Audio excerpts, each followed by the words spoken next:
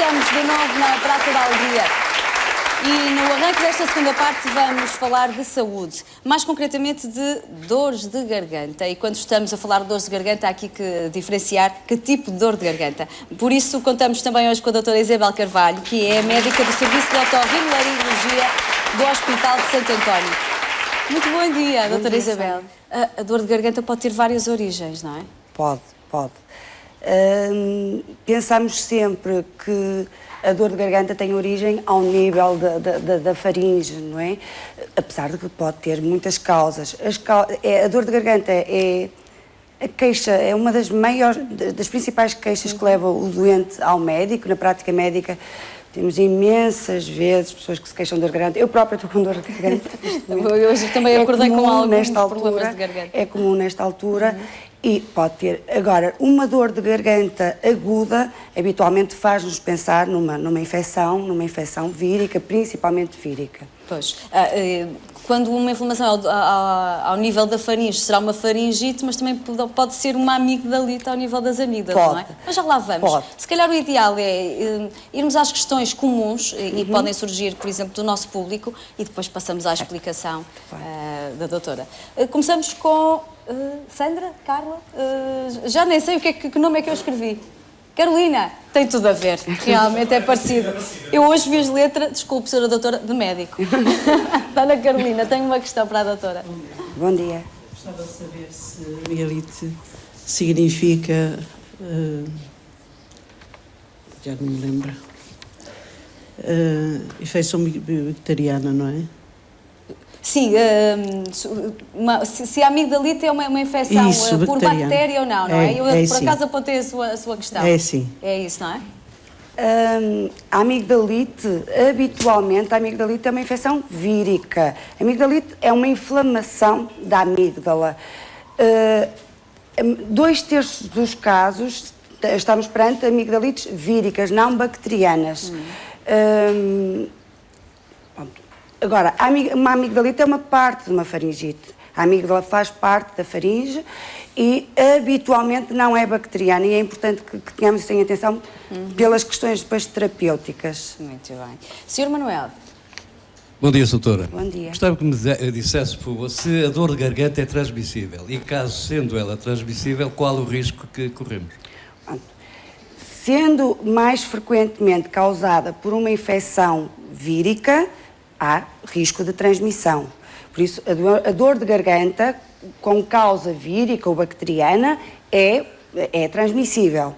Sendo transmissível, o que é que devemos fazer? Devemos ter todos aqueles cuidados que se tem para qualquer outro tipo de patologia que seja transmissível, como, por exemplo, a lavagem das mãos quando estamos em contacto com pessoas com uma amigdalite, com dor de garganta, que tenha febre, evitar o contacto próximo, por exemplo, mesmo com as crianças em casa. O que acontece muitas vezes é que elas estão doentinhas e nós temos a tendência, beijinhos, miminhos. Este contacto tão próximo, sendo numa área respiratória, a transmissão é muito mais fácil. Por isso, evitar o contacto próximo, nós, profissionais da saúde, usar máscaras quando estamos a ver os doentes, em casa, com os filhos, com outros, tentar, uma festinha, mas evitar o contacto muito próximo. E sempre que estejamos com pessoas que sabemos que podem estar infectadas, fazer lavagem de mãos. Obrigado. Muito bem. A última questão chega da dona Diana Esmeralda. A dor de garganta precisa de antibiótico?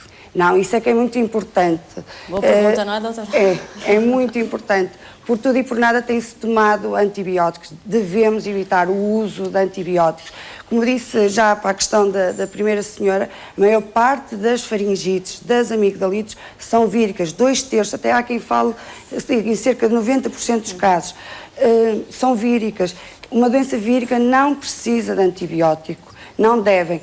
O que nós encontramos na prática clínica é isso mesmo. São doentes que tomam durante 2-3 dias antibióticos e dizem, pois eu já estou boa. Está boa porque estaria se não o fizesse. A doença, normalmente a história da doença é, ao fim de 3-4 dias, ficarmos melhores, mesmo sem antibiótico.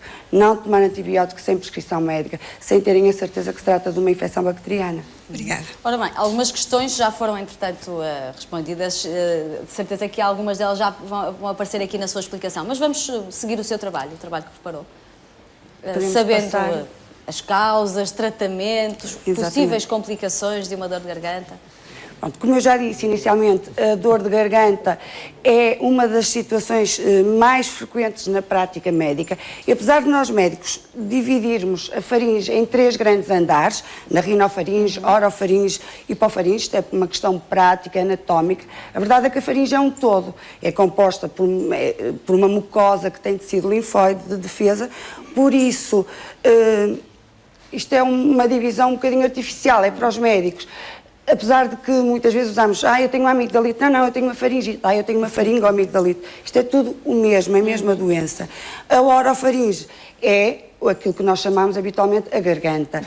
Mas podemos ter dores de garganta com infecções mais a nível superior, na rinofaringe, por exemplo. Pode apontar à vontade. Podemos passar. Então, assim sendo, quanto à localização, era isto mesmo que eu dizia. Esta divisão, esta distinção entre amigdalite, faringite, rinofaringite, faringoamigdalite, isto é uma divisão muito artificial, porque a faringe é um todo. Teremos uma amigdalite quando temos em que temos a zona das amígdalas com, mais acometidas pelos sinais inflamatórios, ou teremos uma faringite, eu não sei se se vê muito bem, falámos em faringite. Em casa penso que vê-se bem. Vê-se, em que teremos secreções mais ao nível da parede posterior da faringe, que é aquilo que nós, quando abrimos a boca, vemos ao espelho, é a garganta, a parte de trás. Isto para falar quanto à localização. Podemos avançar. Quanto à evolução, quando estamos perante queixas de dor de garganta aguda, de uma forma aguda, pensamos numa infecção aguda. Habitualmente, a causa é uma infecção aguda. Quando estamos perante queixas de uma dor crónica, habitualmente já não temos uma infecção.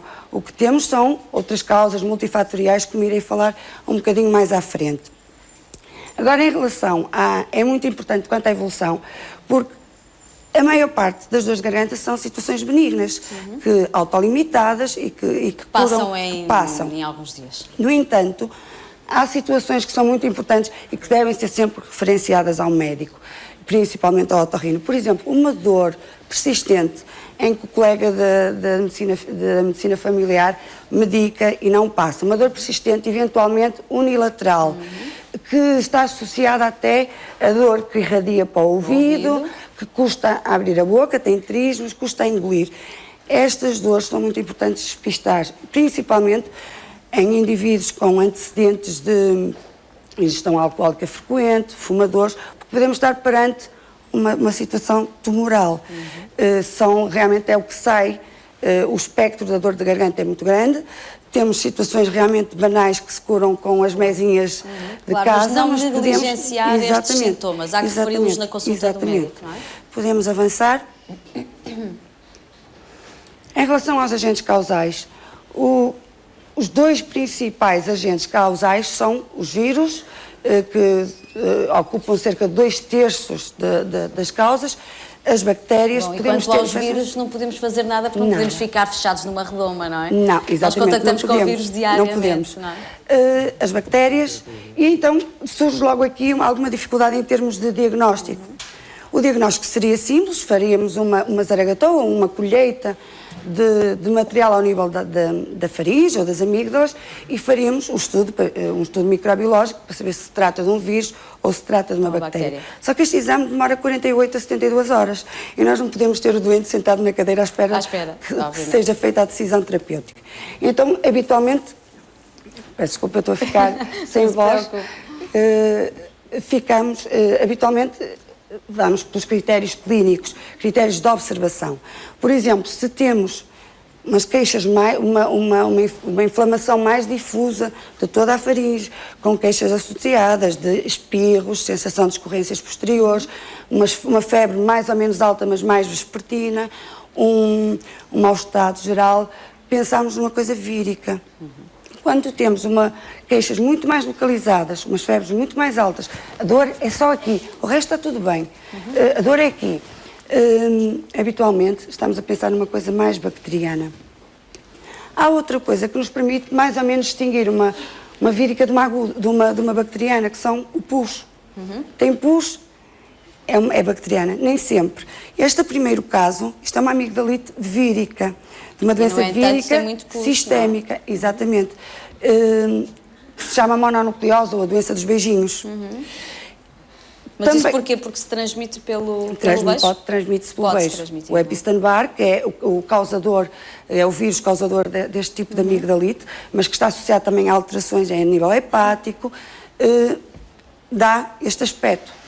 Um aspecto purulento, parece que estamos perante Uma bactéria, no entanto, e não é é. vírica. E depois é muito engraçado, porque habitualmente medicamos com antibiótico e o corpo avisa, não, isto não é uma bactéria, porque a pessoa com o antibiótico que é mais usado comumente, que é um derivado da penicilina, a amoxicilina, faz uma reação, há uma reação cutânea.